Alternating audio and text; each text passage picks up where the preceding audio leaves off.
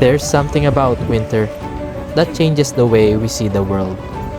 Maybe it's silence, or the way snow has this strange ability to slow everything down. And if there's one place that taught us that, it's Sapporo. When we first stepped outside, the cold greeted us before the city did. Not the kind of cold that hurts, but the kind that reminds you that you're somewhere completely different. Every breath became visible. Every step echoed softly beneath layers of fresh snow. It felt like walking inside a world that had been waiting quietly for winter to arrive. At first glance, Sapporo seems calm, simple, almost ordinary. But the longer we stayed, the more we realized that winter isn't just a season here. It's part of everyday life. The streets continue moving. People walk with confidence over snow-covered sidewalks. Trains arrive exactly on time.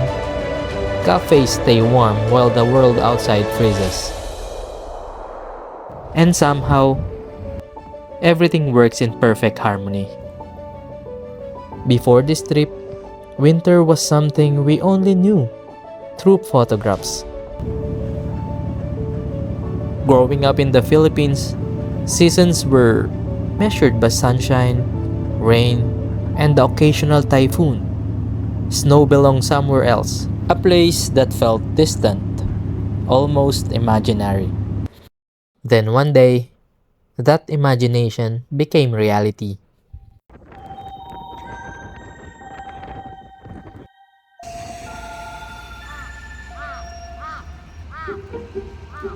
The moment we arrived in Sapporo, everything looked unfamiliar in the best possible way.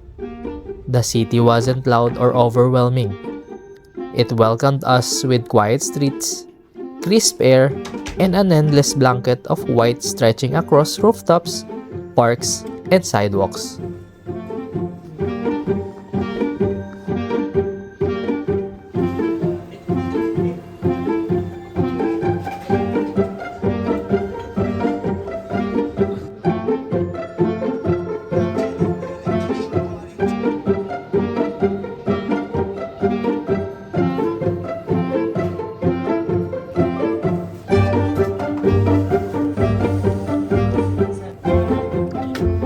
We remember taking our first steps carefully, not because we were afraid of slipping, but because we wanted to take everything in. Whoops! Every breath turned into visible mist. Every footsteps disappeared beneath fresh snow. For the first time in our lives, winter wasn't something we were watching. We were living it. The city revealed itself in a way we had never imagined. Snow softened every corner of the landscape, making even busy streets feel calm. Looking out across the skyline, we realized this wasn't simply another Japanese city. This was Hokkaido, a place where winter shapes everyday life. As we wandered through the city, we found history quietly standing beside modern life. The Sapporo Clock Tower had witnessed generations come and go. While only a few blocks away, people hurried between cafes, train stations, and shopping streets. Somehow, the old and the new existed effortlessly together. The farther we explored, the quieter everything became. Snow rested gently on tree branches while frozen paths invited people to slow down instead of rushing ahead. There were moments when the only sound we could hear were the snow beneath our boots. As someone from the Philippines, mountains covered entirely in snow felt almost impossible to believe.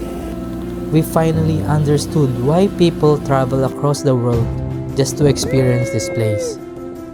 It wasn't dramatic. It didn't need to be. Its quiet presence spoke louder than words ever could.